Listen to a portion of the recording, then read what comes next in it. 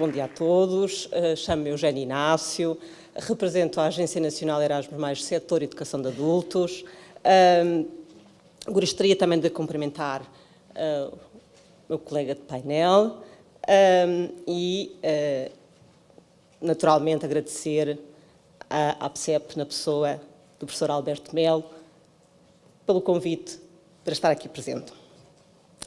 Pois foi com muito gosto e satisfação que aceitámos participar neste fantástico evento em prol da educação permanente e também da educação de adultos.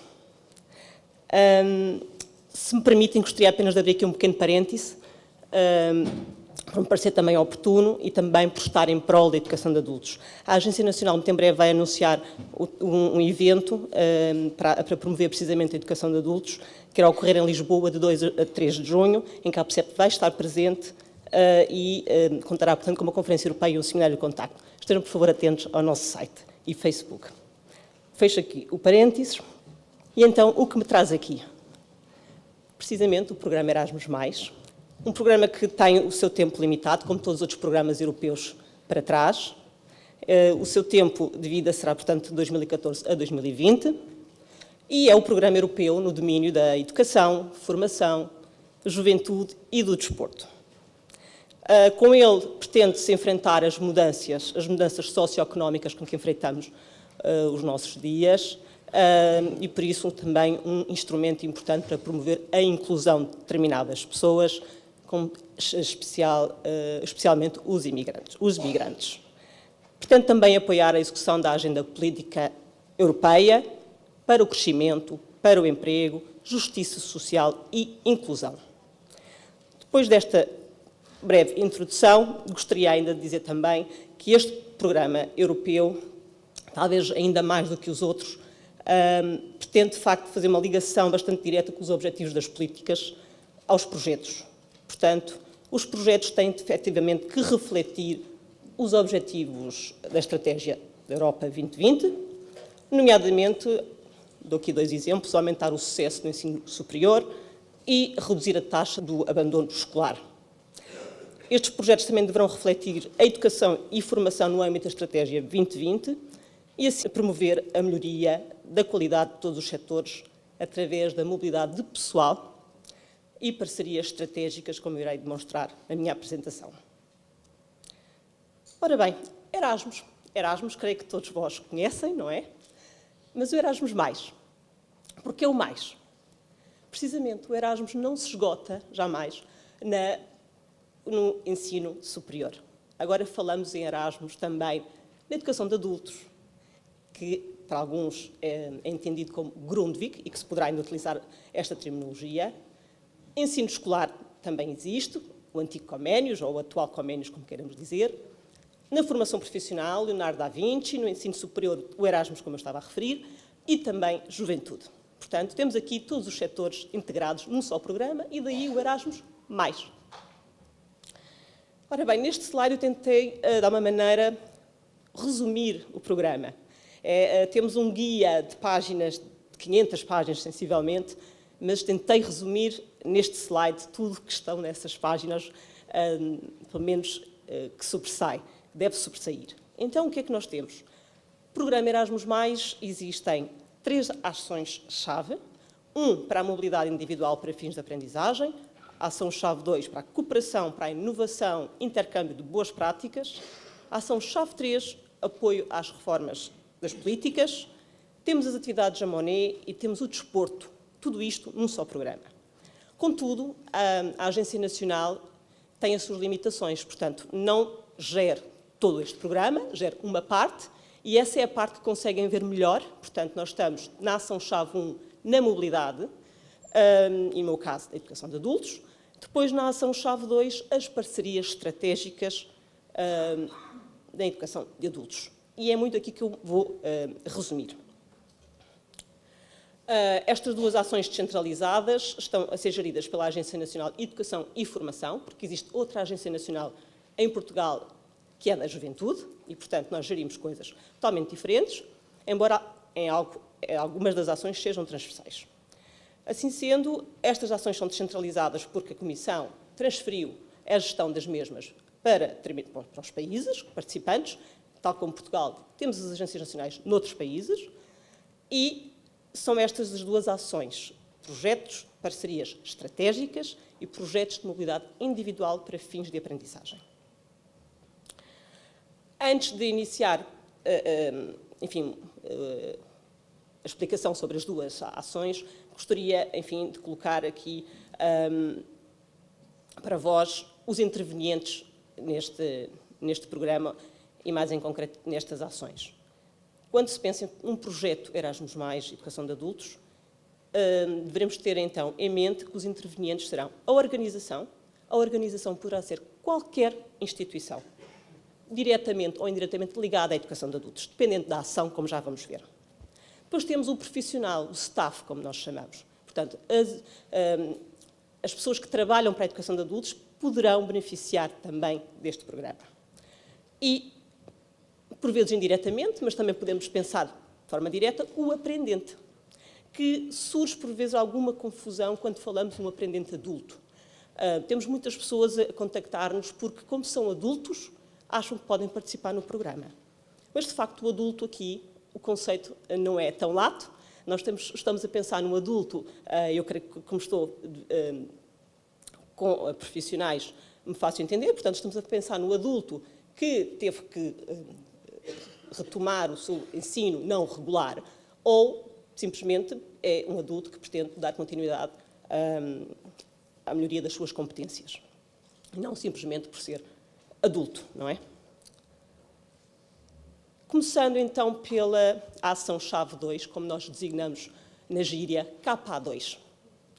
Cooperação para a inovação e intercâmbio de boas práticas. Mais em concreto, parcerias estratégicas. Quais são os objetivos desta ação? Primeiro, troca de experiências e boas práticas, como o próprio nome refere, tão simples quanto isso, mas também a possibilidade de investigarem em conjunto, de pesquisarem, de analisar em conjunto com outras instituições e desenvolver e implementar práticas e ferramentas inovadoras. Então, por que participar? Os dirigentes das instituições, de facto, juntamente com o seu staff, têm que ponderar. Esta é a questão que têm que fazer. Porquê participar? Primeiro que tudo, para desenvolver atividades em parceria transnacional, algo bastante importante. Hoje em dia não podemos trabalhar sozinhos, olhar só para o nosso umbigo, portanto, temos um mundo lá fora. Produzir resultados inovadores de elevada qualidade, é o que nós queremos, não é? Trazer inovação para a educação. Promover o desenvolvimento e a modernização das instituições, também é fundamental. E adquirir experiência de cooperação internacional. Se tudo isto é fundamental, eu não sei como fazer, o programa Erasmus+, poderá, de facto, ajudar nesse sentido.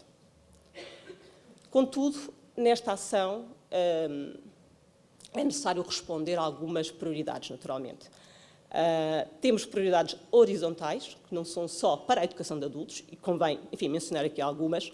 Os projetos deverão, pelo menos, mencionar uma das prioridades. Tem a ver com estratégias eficazes para o desenvolvimento das competências básicas, ou a validação das aprendizagens e aconselhamento e orientação educacional e profissional, aumento da oferta de oportunidades de aprendizagem, educação e formação inclusivas, enfim.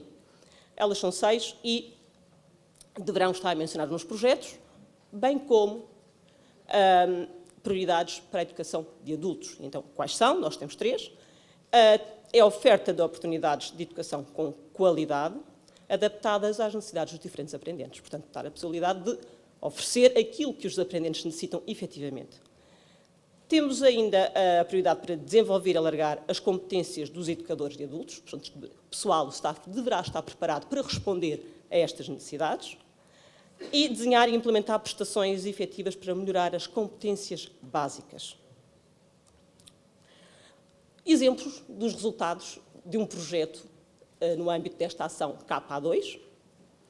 Temos currículos, cursos, programas de estudo conjuntos. Temos ferramentas e materiais de aprendizagem, metodologias e estratégias pedagógicas, ou então simplesmente questionários, análises comparativas de estudos, aprendizagem entre pares e laboratórios virtuais e elaboração e implementação de planos de cooperação estratégica. Parece-me que estes exemplos são sempre a parte mais prática e concreta de quando se fala de uma ação. Espero realmente que com estes exemplos consigam, de alguma maneira, encontrar o motivo, não é um verdadeiro motivo, para poderem pensar numa candidatura ao programa através desta ação. Muito rapidamente, só para dizer também que esta ação, apesar de ser muito concentrada na cooperação transnacional, tem também a componente formativa, ou de ensino ou de aprendizagem, mas isto é muito focado no próprio projeto. Portanto, per si, ela não é elegível, tem que ser focada no projeto, diretamente relacionada com o projeto, e é aqui, nesta ação, e exclusivamente aqui, que os vossos aprendentes podem integrar. Portanto, se efetivamente, e num exemplo que ainda há pouco referi, estão a desenvolver um currículo e quiserem, de alguma maneira, testar algo antes de o implementar na vossa escola, na vossa instituição de educação de adultos, então integram os aprendentes no projeto e farão, desta forma, o teste em que eles poderão, efetivamente, deslocar-se a um país parceiro e, desta forma, participar nas atividades. Quanto às rubricas orçamentais, para terem uma ideia do que é que nós estamos aqui a falar, portanto, há efetivamente a rúbrica, a componente ligada à gestão e implementação do projeto, portanto, as instituições são compensadas com uma verba inicial no sentido, enfim, para qualquer situação relacionada com o projeto, nomeadamente com a necessidade de cooperação local ou para a informação do seu público, na disseminação do vosso projeto. Há também a rúbrica para as reuniões de projeto, naturalmente, é um projeto transnacional, tem que visitar os vossos parceiros, portanto, isso está integrado. Temos os produtos intelectuais, para a tal componente inovadora, para trazerem aquela componente inovadora daqueles resultados que há pouco referi. Tem os eventos multiplicadores, para disseminar precisamente esses produtos intelectuais. Depois existem custos excepcionais, que é a única rúbrica que existe com o financiamento, se entenderem que tem custos excepcionais. Há também verba para necessidades especiais, se tiverem um público especial, o financiamento é a 100%. E mesmo para aquelas atividades formativas que eu referi, também existe, tudo isto está integrado no projeto, para a viagem, para a subsistência, para o apoio linguístico. Este slide tem a sua importância no sentido em que a Comissão Europeia este ano quis que os potenciais candidatos tomassem consciência que estes projetos não é apenas o apoio à inovação, é de facto importante, é uma componente, sem dúvida, essencial, mas não tem que ser. Portanto, nós antes, nos programas anteriores, tínhamos muito as instituições mais pequenas a poderem participar no sentido de se internacionalizarem, os primeiros passos com instituições estrangeiras. Com o Erasmus+, reparámos que essas pequenas instituições não apareciam tanto. E a ideia, provavelmente, é porque se focavam muito na inovação, requeria, enfim, muitos peritos no sentido de desenvolver estas atividades. Enfim, não conseguimos perceber muito bem, mas focou-se exatamente aqui. No entanto, estes projetos podem ser projetos menos ambiciosos, diria, igualmente importantes para a troca de boas práticas, para conhecerem os vossos parceiros, para conhecerem o que fazem os vossos parceiros e que pode ser importado para as vossas instituições. Então, quem é que se pode candidatar? Na capa A2.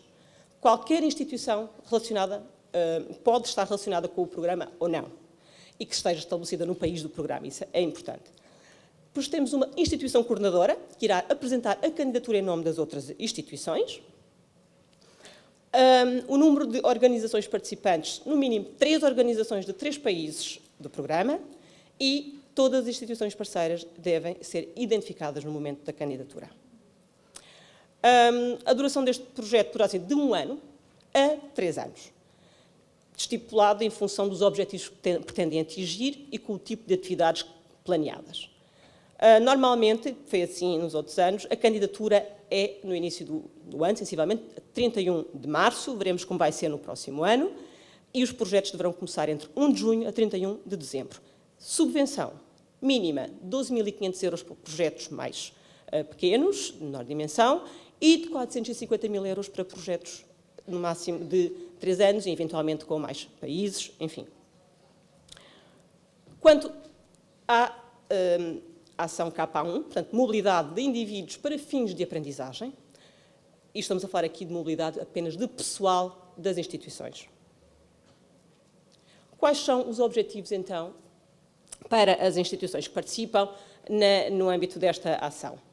Para já, o reforço da colaboração com parceiros de outros países.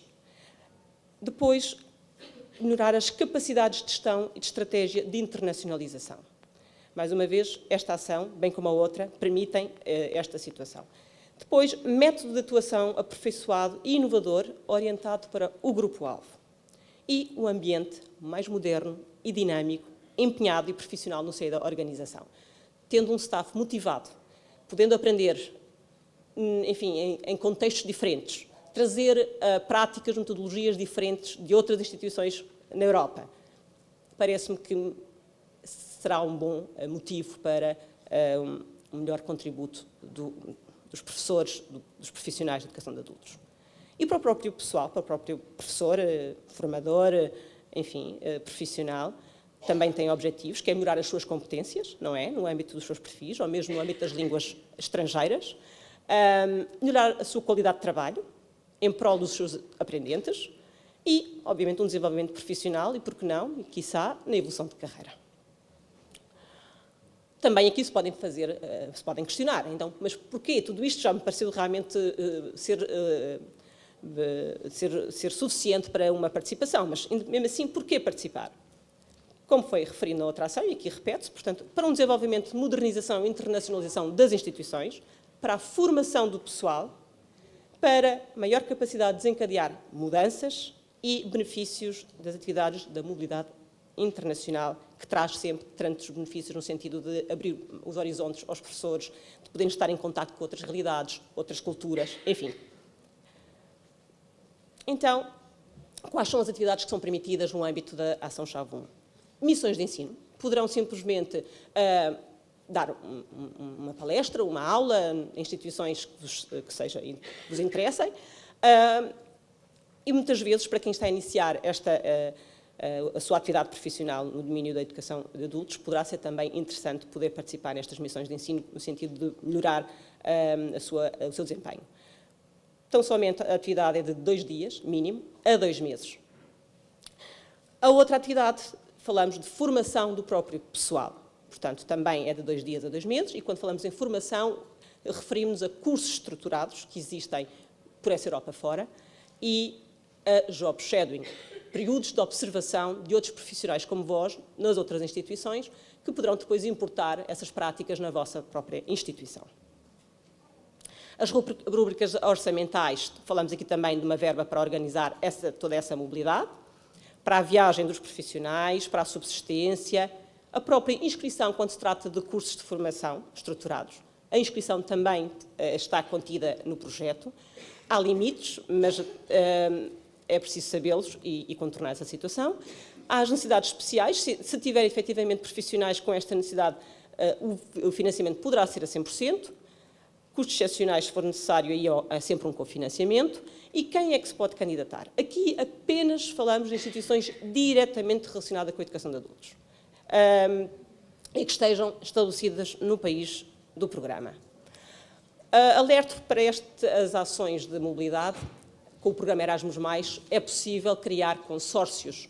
Significa isto que entidades de menor dimensão, ou por uma questão de estratégia, podem querer juntar-se e escolhem um para ser o coordenador desse consórcio e é esse coordenador que apresenta a candidatura. Isto, por vezes, se falarmos em instituições, por exemplo, de pequena dimensão, que têm 1 ou 2 staff para mobilizar, estar a preparar uma candidatura só para 1 ou 2 profissionais poderá ser um esforço demasiado grande. Então, o consórcio poderá responder. Os participantes elegíveis, como eu referi, pessoal da Organização da Educação de Adultos do país da Organização de Envio. A duração deste projeto também é de 1 ano, mas o máximo é de 2 anos. Também estipulado pelos objetivos que pretendem atingir e pelo tipo de atividades planeadas. Tal como foi nos outros anos, a candidatura é a 2 de fevereiro. Temos que aguardar pelo convite à apresentação de candidaturas para 2017 para ver se efetivamente será a mesma data. E os projetos aqui também podem começar entre 1 de junho e 31 de dezembro. Gostaria aqui, antes de terminar, só darmos mostrar-vos efetivamente o estado financeiro deste programa. Ele foi atribuído por setor educativo da forma como estão a ver. O que nos interessa é a parte roxa. nós estamos com 5% do orçamento, temos um ensino superior com 43%, temos uma formação profissional com 22%, o ensino escolar 15%, e depois há fundos que remanescem, que representam 15%. Portugal, isto é também a situação com que nos deparamos. Efetivamente, há uma procura, não diria a procura que nós desejaríamos, mas existe uma procura. Nós queremos que as pequenas instituições também nos procurem, tal como faziam antes.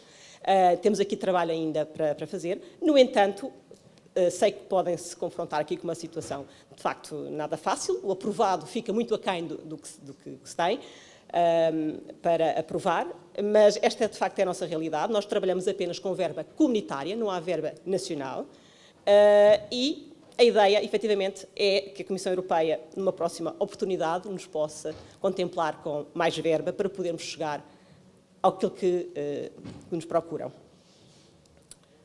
Isto é relativamente à capa 2 e isto é relativamente à capa 1. A situação é parecida, embora tenhamos aqui algumas alterações na parte da procura. E pronto, era isto que eu vos trazia. Se houver algumas questões, dúvidas, o meu e-mail encontra-se aí. O nosso site também está para poderem obter mais informação. E dou por concluída assim a minha apresentação.